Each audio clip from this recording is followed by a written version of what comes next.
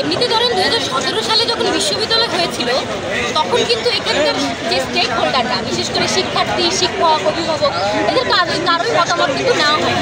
কিন্তু আপনি যদি এই যে নতুন যে বিশ্ববিদ্যালয় হচ্ছে ঢাকা কেন্দ্রীয় বিশ্ববিদ্যালয়, সেই বিশ্ববিদ্যালয়ের যে গঠন প্রক্রিয়া সেটার দিকে যদি তাকান, এখানকার শিক্ষার্থীদের সাথে দফায় দফায় বসা হয়েছে, এখানকার শিক্ষকদের মতামত নেওয়া হয়েছে, তারা কোন মডেলে চায়, নানান মডেল কিন্তু এখানকার ইউজিসি যারা এই বিশ্ববিদ্যালয় প্রণয়ন কর্মসূচির সাথে জড়িত ছিল তারা কিন্তু সকল স্টেক হোল্ডারদের সাথে বসে তাদের মতামত নিয়ে তারা কোন কোন মডেলে চায় সবগুলো পর্যালোচনার মধ্য দিয়েই একটা মডেল কিন্তু ইতিমধ্যেই দিয়েছে। সেই ব্যাপারে আপনারা সবাই অবগত।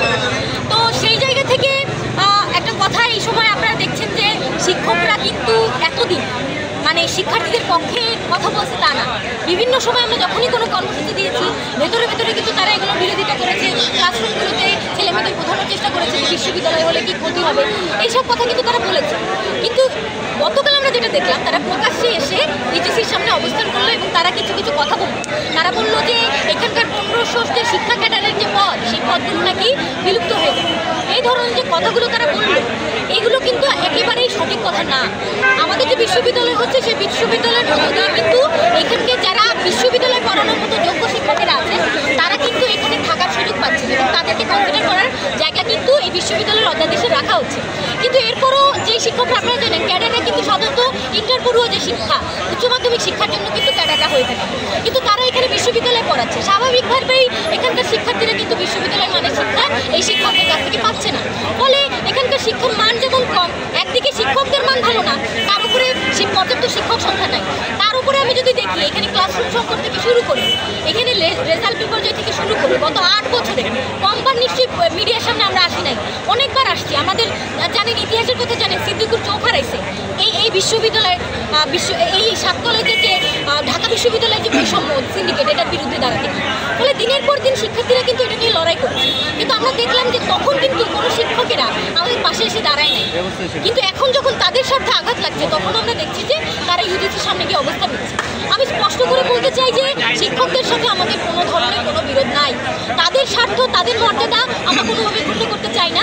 ফলে আমি মনে করি যে শিক্ষকরা এইভাবে অপপ্রচার না করে, আপনি জানেন যে কিছুদিন আগে ইডেনের সামনে কিন্তু সমন্বিত শিক্ষার বিরুদ্ধে এবং সিট সংখ্যা কমানোর বিরুদ্ধে কিছু ছেলেমেয়ে দাঁড়িয়েছিল, এটা কিন্তু সহশিক্ষা বন্ধের দাবিতে। কিন্তু আপনি কিন্তু সেটা কিন্তু পুরোপুরি শিক্ষকদের একটা মদতে হয়েছে। শিক্ষকরা ক্লাসরুমগুলোতে গিয়ে গিয়ে বলেছে যে তোমরা কি চাও যে এখানে ছেলেরা আসুক, এই কথাগুলো বলে তাদেরকে নানানভাবে উস্কানি দেওয়া, প্রোপাগান্ডা ছড়ানো, তাদেরকে ডেকে এনে তাদেরকে বলা যে তোমাদের কোর্সের নাম্বার দিয়ে দিব, এই ধরনের নানান মানে কথা বলে কিন্তু তাদেরকে ছুটি দিয়ে দেওয়া, যে যাও মিছিলে যাও, মানববন্ধনে যাও, এই কথাগুলো বলা। অর্থাৎ তারা কিন্তু দীর্ঘদিন ধরে এই ষড়যন্ত্রটা করার চেষ্টা করছে। ফলে আমরা বলছি যে ষড়যন্ত্র করে কোনো লাভ হবে না। আপনারা শিক্ষকরা আসেন, স্টুডেন্টদের সাথে আলোচনা করেন, স্টুডেন্টরা আর কি চাইছে, শিক্ষার মানটাই তো চাইছে। সেই মানের জায়গায় বিষয় আপনি একজন নৈতিক জায়গা থেকে একজন শিক্ষক হিসেবে আপনার বিরোধিতা থাকার কথা না। ফলে সেই জায়গা থেকে উল্টা আপনার আমার পাশে এসে দাঁড়ানোর কথা। কারণ আপনি জানেন বিশ্ববিদ্যালয় হলে এখানকার শিক্ষার্থীরা যে সুযোগ সুবিধাগুলো পাবে, এখন কিন্তু আমরা সেই সুযোগ সুবিধাগুলো পাচ্ছি না। উল্টো আপনি জানেন যে ঢাকা ইউনিভার্সিটির আন্ডারে থাকার কারণে আমাদের কিন্তু অনেকগুলো সমস্যার সম্মুখীন হতে হতো। আমাদের অভিভাবক আসলে কি এটা কেউ বলতে পারতো না। আমরা যখন নিজেদের প্রশাসনের কাছে যেতাম তখন বলতো ঢাকা ইউনিভার্সিটিতে যাও, ঢাকা ইউনিভার্সিটিতে গেলে বলতো মন্ত্রণালয়ে যাও। অর্থাৎ আমাদের যে কে অভিভাবক সেটাই কিন্তু আমরা জানতাম না। এবং আপনারা জানেন যে সচিবালয় কেন্দ্রিক এখানে একটা নিয়োগ বাণিজ্য কিন্তু সবসময় চলে আসছে। এখানকার শিক্ষক যে নিয়োগ, এটা কিন্তু বরাবরই একটা লবিং মাধ্যমের মধ্যে দিয়ে হয়ে থাকে। দু একটা মানে গুটি কয়েক শিক্ষক বাদে বেশিরভাগ শিক্ষকরাই কিন্তু মন্ত্রণালয়ের যে সুপারিশ, সেই সুপারিশে নিয়োগ পায়। যার কারণে কি হয়, এখানে মানসম্মত শিক্ষার কিন্তু একটা বড় সমস্যা দীর্ঘদিন ধরে চলে আসছে। দীর্ঘদিন ধরে আমরা বলে আসছি যে এখানকার শিক্ষার মান প্রচুর প্রচুর প্রচুর খারাপ। এবং আপনি জানেন যে এখানে 210 দিন ক্লাস নিশ্চিত করার মতো ক্লাসরুমের আয়োজন নাই, স্বতন্ত্র পরীক্ষার হল নাই, কোনো আয়োজনই কিন্তু এখানে নাই।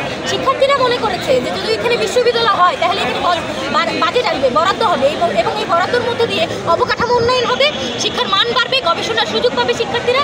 এবং হরে ধরে আপনারা জানেন যে সাবজেক্টগুলো আমরা পড়ি, মানে রাষ্ট্রবিজ্ঞান, 7টা কলেজে রাষ্ট্রবিজ্ঞানের 300 করে স্টুডেন্ট যদি থাকে, 3 সাথে 2100 স্টুডেন্ট খালি রাষ্ট্রবিজ্ঞানে পড়ছে।